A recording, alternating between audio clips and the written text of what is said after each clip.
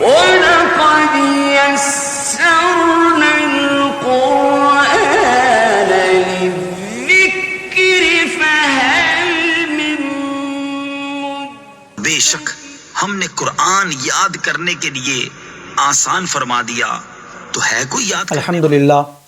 الحمدللہ الذی ابدع الافلاک والارضین والصلاة والسلام علی من کان نبیا وآدم بین الماء والطین وعلی آلہ واصحابہ اجمعین، اما بعد، فقال اللہ تبارک وتعالی فی کلامہ المجید وفی شان حبیبہ المصطفیٰ ان اللہ وملائکتہ یصلون علی النبی یا ایھا الذین آمنوا صلوا علیہ وسلموا تسلیما۔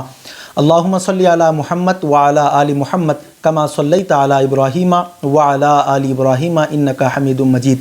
اللہم بارک علی محمد وعلی آل محمد کما بارکت علی ابراہیم وعلی آل ابراہیم انک حمید مجید۔ یا خدا، جسم میں جب تک کہ میری جان رہے تجھ پہ صدقے اور تیرے محبوب کے قربان رہے، کچھ رہے یا نہ رہے مگر وقت دعا ہے کہ امیر، آخری دم سلامت ہم سب کا ایمان رہے۔ معزز و مکرم سامعین و ناظرین کرام، السلام علیکم ورحمۃ اللہ تعالی وبرکاتہ۔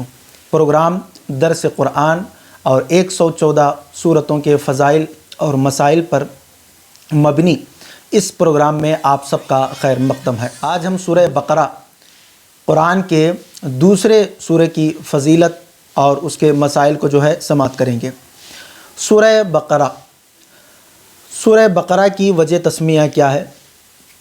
بقرہ نام کیوں رکھا گیا اس سورت کا؟ تو عربی میں گائے کو بقرہ کہا جاتا ہے، اور اس سورت کے 8ویں اور 9ویں رکوع کی آیت نمبر 67 تا 73 میں بنی اسرائیل کی ایک گائے کا واقعہ بیان کیا گیا ہے۔ اسی کی مناسبت سے اس سورت کو سورہ بقرہ کہا جاتا ہے۔ مقام نزول، حضرت عبداللہ ابن عباس رضی اللہ تعالی عنہما کے فرمان کے مطابق مدینہ منورہ میں سب سے پہلے یہی سورہ بقرہ نازل ہوئی۔ اس سے مراد ہے کہ جس سورت کی آیات سب سے پہلے نازل ہوئی۔ تفسیر خازن سورہ بقرہ کی تفسیر میں یہ بات موجود ہے۔ رکوع اور آیات کی تعداد، اس سورت میں 40 رکوع اور 286 آیتیں موجود ہیں۔ اسی وجہ سے اس سورت کو قرآن مقدس کی سب سے بڑی سورت کہا جاتا ہے۔ اب سورہ بقرہ کے فضائل۔ احادیث طیبہ میں سورہ بقرہ کے بے شمار فضائل بیان کیے گئے ہیں، مگر میں آپ کو اختصار کے ساتھ کچھ فضائل بیان کر رہا ہوں۔ حضرت ابو امامہ رضی اللہ تعالیٰ عنہ سے روایت ہے کہ نبی مکرم صلی اللہ تعالیٰ علیہ وسلم نے ارشاد فرمایا، صحیح مسلم کتاب صلاۃ المسافرین میں یہ روایت موجود ہے۔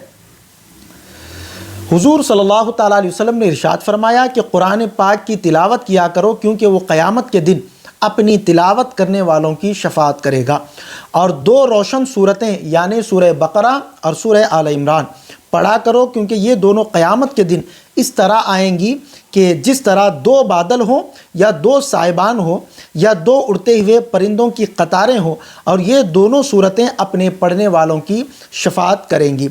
سورہ بقرہ پڑھا کرو کیونکہ اس کو پڑھتے رہنے میں برکت ہے، اور نہ پڑھنے میں ثواب سے محروم رہ جانا ہے، اور جادوگر اس کا مقابلہ کرنے کی طاقت نہیں رکھتے۔ تو یہ صحیح مسلم شریف میں یہ روایت موجود ہے کہ یہ سورت پڑھنے والوں کی، یہ سورت جو حضرات پڑھتے ہیں تو یہ سورت کل قیامت کے دن اس کے پڑھنے والوں کی جو ہے شفاعت کرے گا۔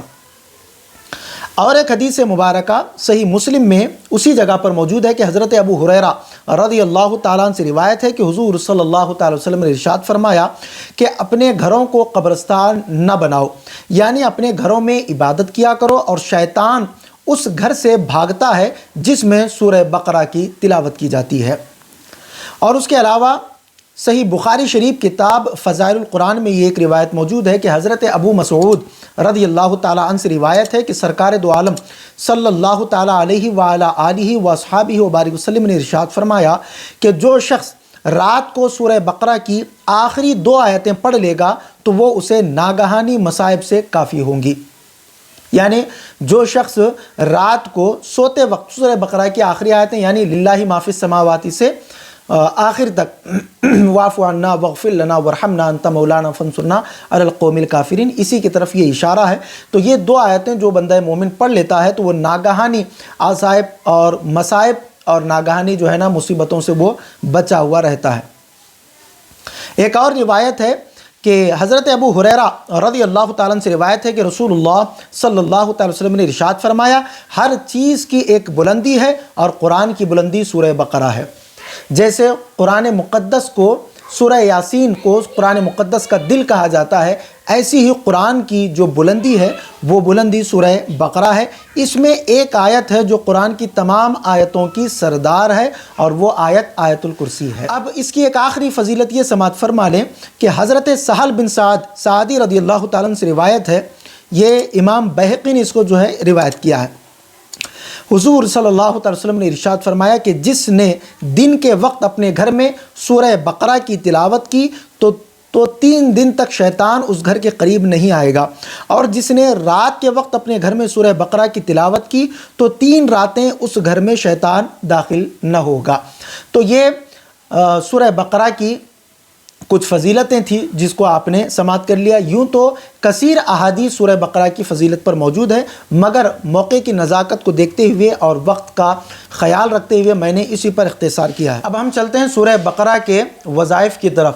تو یاد رکھیں، جو لوگ جادو، سحر، آسیب، جنات اور جادو ٹونا اور اس کے علاوہ روحانی اور جسمانی بیماریوں کے شکار ہیں، ان لوگوں کے لیے بزرگان دین اور علماء کرام فرماتے ہیں کہ سورہ بقرہ کی تلاوت کرنا بہت زیادہ مفید اور کارآمد ہے، اور جو بندہ مومن ہر روز سورہ بقرہ کو 1 مرتبہ پڑھتا ہے تو جادو ٹونا اور اس کے اثرات اور جنات، آسیب، سحر، یہ تمام چیزیں جو ہے نا اس سے ختم ہو جاتی ہیں۔ اور اس کے علاوہ جس گھر میں آسیبی خلل ہو، جادو کیا گیا ہو یا جنات کا وہاں پر غلبہ ہو، جنات وہاں پر رہتے ہوں، تو ایسے گھروں میں، ایسے مکانوں میں یا ایسے دکانوں میں یا ایسی فیکٹریوں میں 40 دن تک سورہ بقرہ کو جو ہے نا پڑھایا جائے، اور اس کو پڑھ کر پانی پر دم کیا جائے، اور وہ پانی چاروں کونوں میں جو ہے 40 دن تک جو ہے اس کو پانی کو اگر چاروں کونوں میں اگر چھڑکا جائے تو وہاں سے جادو، جنات اور آسیبی جو بھی خلل ہوں گے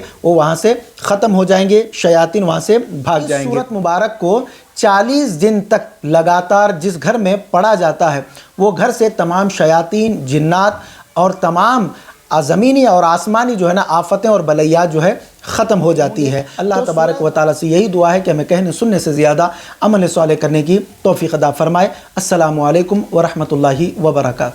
مزید ایسے ہی ویڈیوز دیکھنے کے لیے ویڈیو کو ابھی لائک اور ہمارے YouTube چینل سید ساجد پاشا قادری کو ضرور سبسکرائب کر لیں۔